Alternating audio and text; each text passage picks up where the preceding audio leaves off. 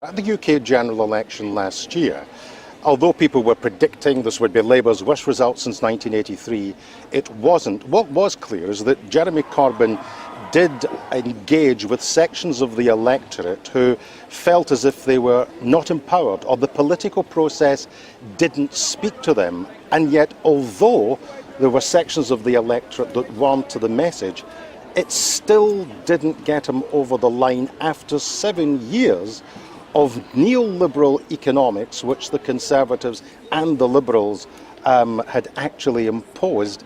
From a socialist perspective, isn't that a deeply depressing thing? Not at all. There are plenty of reasons to be depressed about if you're a left-winger. And I can feel them in my bones. But not the general election result. I thought it was a magnificent result.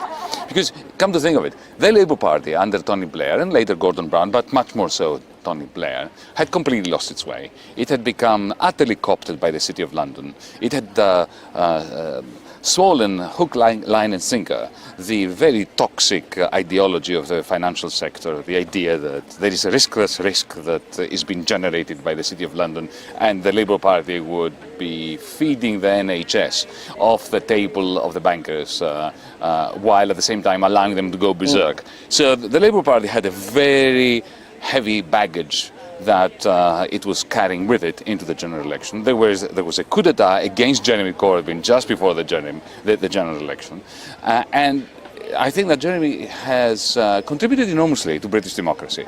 Independently of whether you like him or not, whether you agree with him or not, there were two major contributions, and I think that even my Tory friends, the more nuanced of them, recognise those contributions. The first one is that he showed that it is possible to remain steadfast and be civilised and dignified in the face of a character assassination attempt, and not to be completely bamboozled by the media.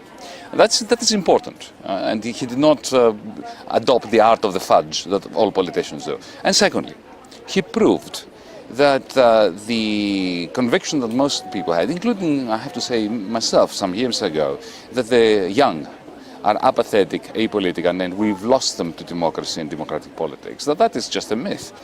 By being steadfast and dignified, he has shown that it is perfectly possible to mobilize a very large section of young people who were disenfranchised and felt that they had nothing, no interest in political life, and they entered the political arena and they reinvigorated politics.